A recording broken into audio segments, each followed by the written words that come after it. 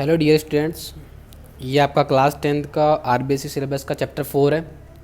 दो चरों वाले रैखिक समीकरण एवं असमीकरण। ओके, अगर आपको ये वीडियो अच्छा लगे तो उसको लाइक और शेयर ज़रूर कीजिएगा ताकि आपके जो फ्रेंड है उनको भी इसका प्रॉफिट मिल सके। और अगर आपको इसका नेक्स्ट वीडियो भी चाहिए आपको तो सब्सक्राइब कर लीजिएगा ताकि आपको नेक्स्ट वीडियो फटाफट से मिल जाए। तो स्टार्ट करते हैं इसको अपन। आपका जो चैप्टर है इसमें लिखा है दो चरों वाले रैखिक समीकरण, है ना। तो जैसा कि अपन इस बार 2021 के अंदर आपका ओनली रैखिक समीकरण दिया गया है, असमीकरण आपकी सिलेबस से हटा दी गई है। तो अभी अपन ओनली यहाँ तक ही पढ़ेंगे। देखो, आपका जो हेडिंग है पहले इसका मतलब देख लेते हैं अपन कि इस चैप्टर का एक्चुअल में मीनिंग क्या है ना। तो अपन पता लगा पाएंगे कि क्या करना होता है। देखो, यहाँ बात की गई समीकरण की बात की गई है। अब देखो, समीकरण में आप बताता हूँ आपको दो तरीके से। देखो, समीकरण ऐसे जो समीकरण होती है वो टाइप की होती है ना, बट अपने को मोस्टली यहाँ पढ़नी है आपको ओनली रैखिक समीकरण। ओके, रैखिक समीकरण आपको पढ़नी है। यहाँ पर असमीकरण भी होती है ना। तो मैं आपको देखो रैखिक समीकरण की बात करेंगे। अभी कोई सी भी समीकरण होती है अगर, तो उसको पहचान सिंपल सी होती है। अगर उसके अंदर इक्वल का साइन लगा हुआ है, ये अगर चिन्ह लगा हुआ है मतलब वो आपकी समीकरण है। अब कोई सी हो सकती है, डिपेंड करता है कि वो किस प्रकार से दी गई है। जबकि अगर असमीकरण की बात करें अपन, तो जो असमीकरण होती हैं आपकी, इसके अंदर हमेशा इक्वल नहीं आएगा ना। इक्वल नहीं आएगा इसके अंदर, तो आपका इस तरीके से ग्रेटर देन आएगा या लेस देन आएगा या ग्रेटर देन इक्वल आएगा या फिर लेस देन इक्वल आएगा। तो अभी प्रेजेंट टाइम पर अपन इसकी बात नहीं करेंगे क्योंकि अपने को नहीं पढ़ना ही, अपन ओनली समीकरण की बात करेंगे।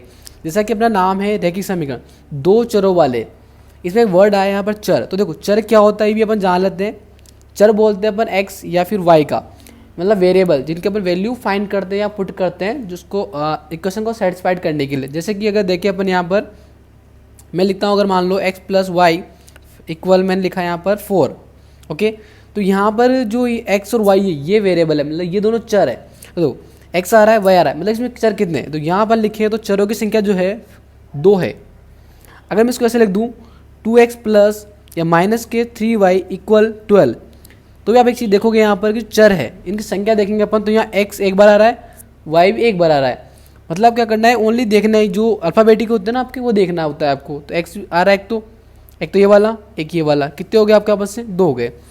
बट अगर जैसा कि अगर इस समीकरण में अब देखो यहाँ पर 2 लिखा है, इससे कोई मतलब नहीं है आपको, 3 लिखा है इससे मतलब नहीं, आपको देखना है ओनली x और y। मीन्स ये आपको जो अल्फ़ाबेटिक होती है ABCD वाला अक्षर वो देखना है आपको ना। फिर देखो, अगर इस क्वेश्चन में ऐसे लिखा होता 2x प्लस का 3 इक्वल 0, तो यहाँ पर देखो ओनली x आ रहा है, y नहीं है, मतलब यहाँ पर चर कितने आ रहा है अपने पास में, ओनली 1 आ रहा है। फिर अगर इसको ऐसे लिख दिया जाए 2x plus 3y minus 4z equal 10, देखो यहाँ पर जो चर है एक तो x आ रहा है एक बार, y है z है, x है y है z है, तो 3 है आपके पास में, तो कितने हो जाएंगे यहाँ पर चर। अब आई होप आपको समझ में आ गया होगा कि चर क्या होता है, चरों की संख्या क्या होती है ना। तो देखो यहाँ पर कितने चर है, 3 चर है, मतलब इसमें x y z आ रहा है। यहाँ सब में इसमें कितने चर है, 2, इसमें भी कितने चर है 2, इसमें कितना चर है 1 है। अब देखो यहाँ पर अपने बोला 2 चर, कितने चर होने चाहिए 2 चर। तो अपन जो पढ़ने वाले हैं इस तरीके की समीकरण पढ़ेंगे अपन, जहाँ पर ओनली x और y आने वाला है आपके। फिर मैंने बता दिया कि समीकरण की पहचान आपकी इक्वल के सिंबल से होती है। अब वो बोल रहा है रैखिक, इसका मतलब क्या है। देखो, जैसे कि नाम आया यहाँ पर दो चरों वाली रैखिक समीकरण बोला है इसने ना। तो रैखिक समीकरण क्या होती है, देखो जैसे कि for example x plus Y equal 4 लिखा था अपन यहाँ पर स्टार्टिंग में लिया था। तो देखो x और y कितने चर है, 2 चर है, 2 चर हो गए। यहाँ पर वाली समीकरण की बात कर रहा है, मतलब इक्वल का साइन आ चुका है, तो मतलब ये भी क्या है समीकरण है। रैखिक मतलब क्या होता है, इनकी जो पावर होती है वो क्या होनी चाहिए आपकी 1 होना चाहिए। अगर ऐसे आ जाए आपका x square plus 3y equals या फिर 3x स्क्वायर बराबर 10 आ जाए, अब ये जो है ना ये रैखिक समीकरण नहीं है, क्योंकि यहाँ पर घात 1 नहीं है। घात क्या होनी चाहिए, 1 होनी चाहिए। ये द्विघाती समीकरण बन जाएगी आपकी, ठीक है। चर तो इसमें 2 है, घातें 2 आ चुकी है ना यहाँ पर, तो ये द्विघाती समीकरण बनेगी। इसको बोलेंगे अपन रैखिक समीकरण, जहाँ पर क्या होनी चाहिए, घातें 1 होनी चाहिए ओनली, ठीक है। तो इसको बोलेंगे अपन रैखिक समीकरण। ये हो जाएगी आपकी द्विघाती समीकरण। ऐसे अगर मान लो घातें बढ़ती जाए, जैसे यहाँ पर हो जाएगा 3x स्क्वायर प्लस 2 इक्वल 0, कितनी पावर आ रही है, मैक्सिमम पावर कितनी है यहाँ पर 3, तो त्रिघाती समीकरण बोलेंगे इसको अपन, है ना, त्रिघाती समीकरण। अब इसका पूरा पढ़ने का तरीका देख लो आप। जैसे कि अगर ऐसे लिखा हुआ है x square plus 2y equal 5, तो देखो कितनी घात है, 2 घात, कितने चर है दो चर है, द्विघाती समीकरण बन जाएगी आपकी। कितने चर बोलेगा, दो चर बोलेगा। मैक्सिमम पावर की बात करेंगे तो दो पावर रहेगी यहाँ पर। तो इस तरीके से इनको अपन पहचान लेते हैं। वैसे आपको यहाँ पर पहचानने की जरूरत नहीं है, आपको ओनली सिंपल सी इक्वेशन मिलेगी, सोल्व करना होता है इसको। ओके, तो इस टाइप से क्वेश्चन आपको देखने को मिलेंगे। अब इसका जो मेन पार्ट है वो देख लेते हैं अपन यहाँ पर, किसमें कि किस टाइप से क्वेश्चन आने वाला है आपका। तो देखो, जो फर्स्ट क्वेश्चन आपको दिए हुए हैं आपके, वो आपको दो युग्म दिए हुए हैं, आपको समीकरण के युग्म मिलेंगे ना। युग्म मतलब होता है जोड़ा, युग्म बोलते हैं अपन, जोड़े को बोलते हैं, है ना। ये आपको समझ में आ गया होगा, युग्म मतलब जोड़ा। देखो जैसे मैंने यहाँ पर लिखा है उदाहरण संख्या 1, समीकरण का युग्म लिखा है अपन ने यहाँ पर, मतलब ये दो इस समीकरण लिखी मैंने ना।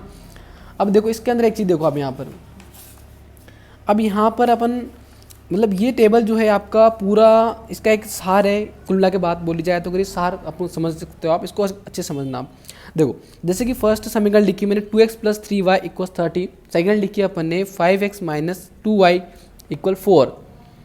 मैंने यहाँ लिखा a1/a2 b1/b2। देखो इसको मैं आपको थोड़ा एक्सप्लेन करने की करता हूँ यहाँ पर। देखो फर्स्ट जैसे कि समीकरण लिखी अपनी यहाँ पर 2x + का 3y = 13।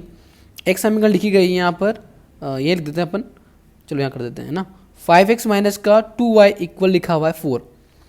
अब देखो यहाँ पर a1 a2 b1 b2 c, इस तरीके के समीकरण मिल रही है आपको। देखना हमेशा ध्यान रखना एक चीज़, जो x का कोफिशिएंट है वो a रहेगा आपका, सॉरी a1 फर्स्ट समीकरण के लिए a1, सेकंड के लिए a2। तो दो x का जो गुणांक है आपका उसको बोलेंगे अपन, फर्स्ट समीकरण की बात करेंगे तो a1 लिख देंगे इसको अपन विद साइन, मतलब क्या कि चिन्ह क्या लगा हुआ है। देखो चिन्ह कुछ नहीं है तो हम प्लस ही लेंगे यहाँ पर, ठीक है। y का गुणांक जो रहेगा, y का गुणांक रहेगा आपका, उसको बोलेंगे अपन b1। चिन्ह क्या है यहाँ पर, प्लस का 3 ले लेंगे यहाँ पर, ठीक है। अब देखो एक चीज़ यहाँ पर, ये जो कांस्टेंट है ना, मतलब संख्याएं जो होती है आपकी, इसके साथ में देखो ना तो x है ना y है, इसको बोलेंगे अपन c1, c बोलते हैं, और ये आपका हो जाएगा 13 यहाँ से निकल के आ जाएगा। ओके, आई होप ये समझ में आ गया होगा आपको। फिर देखिए यहाँ से x का गुणांक है, मतलब क्या है ये। अब देखो यहाँ a1 लिखा था तो समीकरण नंबर दूसरी है तो a2 लिखेंगे अपन। तो x का जो गुणांक है इसको बोलेंगे अपन a2, मतलब क्या आ जाएगा प्लस का 5। y का गुणांक इसको बोलेंगे अपन b2, माइनस का 2 आएगा आपका। और इनको आप क्या करना है, हमेशा आप क्या करना, इक्वल के उस साइड ले जाना। अगर कोई आपको इधर दिया होगा तो उसको आप उधर ले जाएंगे ना, ये मैं बताऊंगा आपको जब क्वेश्चन कराऊंगा। ओके, सो यहाँ पर देखो 4 आ रहा है, जिसको अपन C2 बोल सकते हैं, इसको बोलते हैं अचर पद, बोलते हैं अपन अचर पद लिख सकते हैं इसको अपन। जो आपका C2 हो जाएगा 4 आएगा ना, इसको लिख देते हैं अपन अचर पद। आई होप ये आपको ABC निकालना आ गया होगा, ये आपका इंपॉर्टेंट है, आपको निकालना आना चाहिए ना। तो x का गुणांक जो होता है फर्स्ट समीकरण के लिए a1 बोलेंगे, और इस तरीके से b1, c1, a2, b2 और c2 बोलेंगे, ठीक है।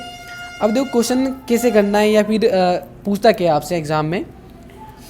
तो आपसे देखो यहाँ मैंने लिखा है, एक तो तुलना करनी है, हम लोग कंपेयर करना है, तो इससे तो आप लोग को पता लगेगा कि देखो प्रकृति पूछेगा एग्जाम में आपको, है ना, या फिर उससे पूछेगा हल पूछेगा कि भाई कितने हल है।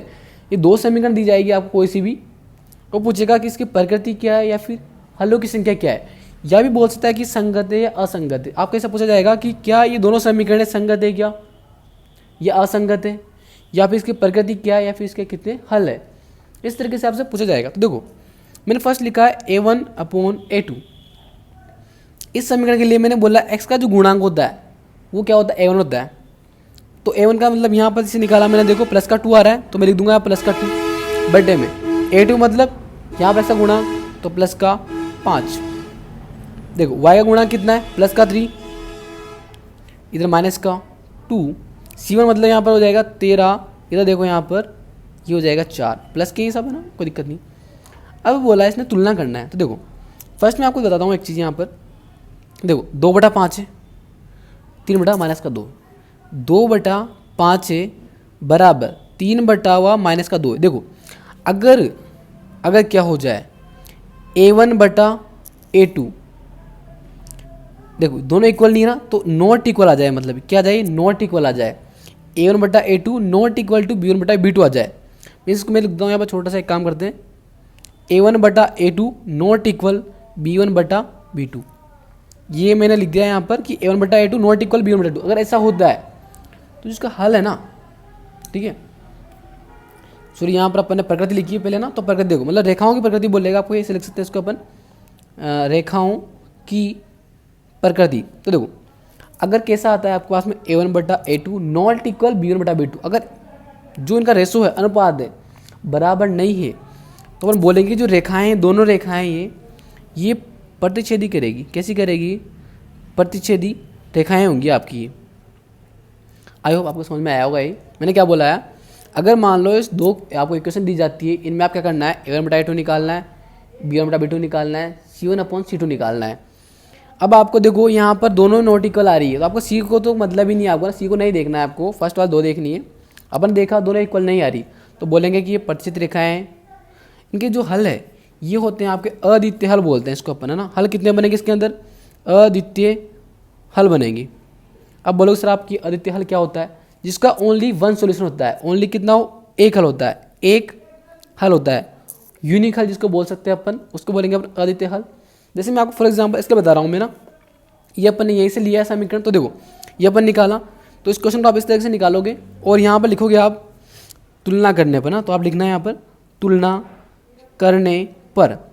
अब अपन देखेंगे यहाँ पर कि A1/A2 नॉट इक्वल B1 आपका, या फिर ऐसे कर लो आप यहाँ से, पहले आप इसको ऐसे भी कर सकते हो, पहले इनका कंपैरिजन कर लो आप, है ना। तो 2 लिख लो आप यहाँ पर, ये हो जाएगा A1 और इधर यहाँ पर से आएगा 5 बराबर 3 अपॉन माइनस का 2, ये नॉट इक्वल आ गया, पहले नॉट इक्वल आ चुका है, तो यहीं पर खत्म आपका क्वेश्चन, आगे आपको करना ही नहीं है ना। तो मतलब क्या निकला? A1/A2 नॉट इक्वल B1/B2 आ गया आपका ना। अगर ये कंडीशन सेटिस्फाइड होती है ना, ये कंडीशन क्या होती है? सेटिस्फाइड होती है, मतलब संतुष्ट होती है। यह शर्त समीकरण संतुष्ट करती है ना, संतुष्ट करती है।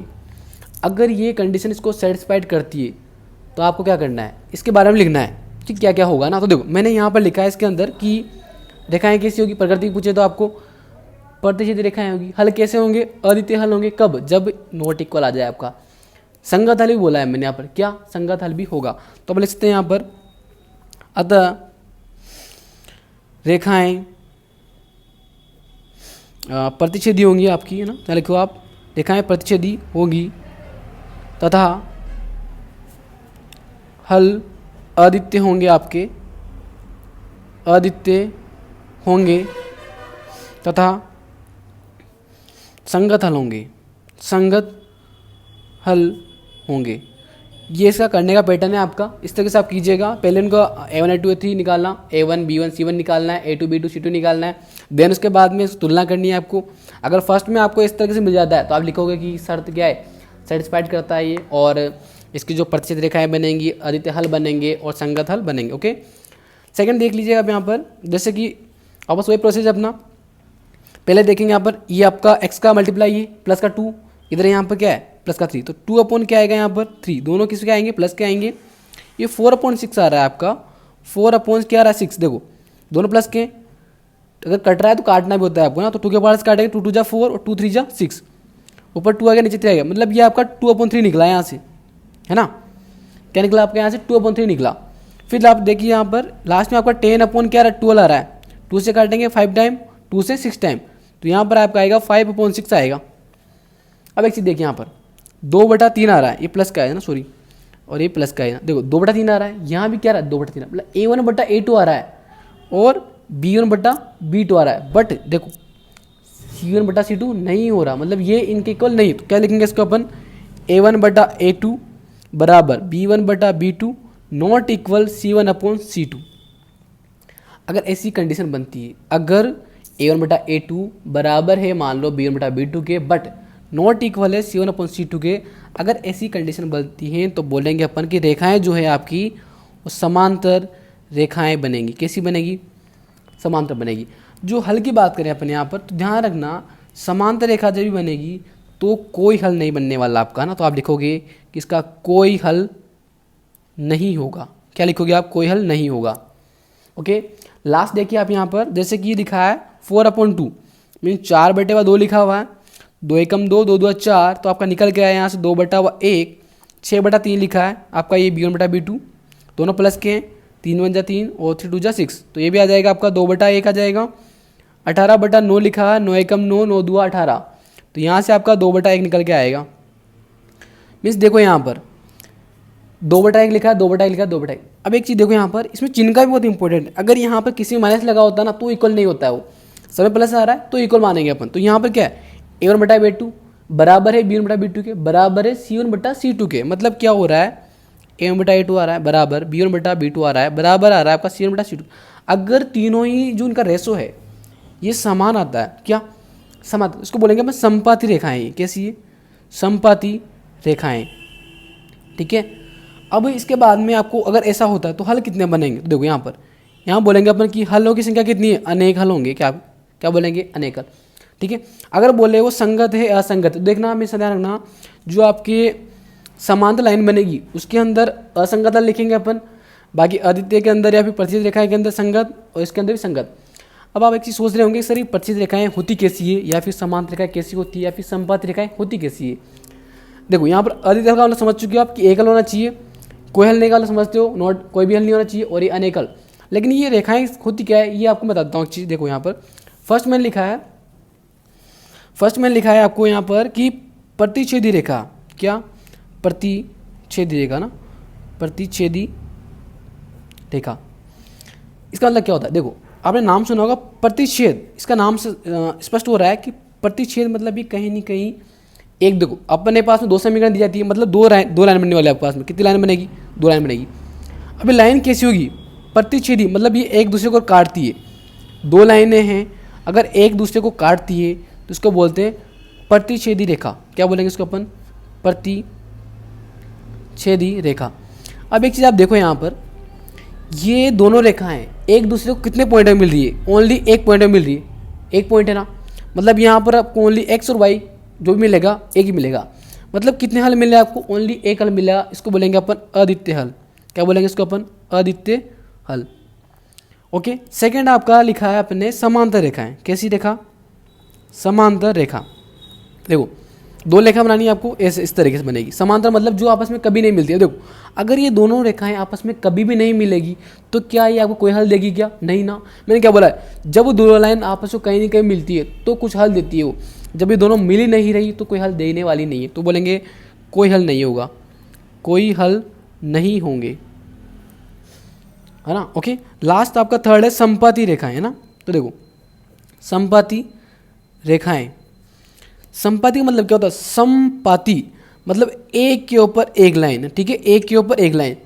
दोनों रेखाएं अगर एक दूसरे के ऊपर होती है तो उसको बोलेंगे अपन संपाती रेखाएं। ओके, तो देखो एक चीज समझो यहाँ पर आप, अगर मान लो एक के ऊपर एक रेखा है तो देखो ये कितने बिंदु पर काट रही है अपने आप को, मतलब रेखा यहाँ भी काट रही है, यहाँ भी, यहाँ भी, अभी, मतलब ये अनंत, मतलब इनफाइनाइट बिंदु पर काट रही है अपने आप को, तो बोलेंगे अपन की अनेक हल बनेंगे, मतलब अनंत हल बनेंगे, अनेक हल बनेंगे। ओके, आई होप आपको समझ में आ गया होगा। अभी अपन ग्राफ में जब क्वेश्चन करेंगे वहाँ भी मैं बताऊंगा आपको कौन सी रेखा संपाती है, कौन सी रेखा समांतर है, कौन सी प्रतिच्छेदी है। मैं आपको ये जो डिटेल्स है मैं आपको हर क्वेश्चन बताने वाला हूँ ताकि आपको अच्छे से दिमाग में बैठ जाए। ओके, अभी आपको समझ में आ गया होगा वीडियो। और इसके एक्सरसाइज के जो क्वेश्चन आपका 4.1 के हैं, आप इसका फर्स्ट क्वेश्चन आपको जो है दिया है आप उसको आप पढ़िएगा और करने की कोशिश कीजिएगा। ये पूरा क्वेश्चन इसी में बेस्ड है। अगर आपको क्वेश्चन समझ में आ जाता है या आप कर सकते हो तो कमेंट ज़रूर कीजिएगा कि ये वाला अब सर मैंने कर लिया है। Okay, thank you. और उसको शेयर ज़रूर कर दीजिएगा इसको, ताकि आपके फ्रेंड को प्रॉफिट मिल जाएगा इसका। ओके।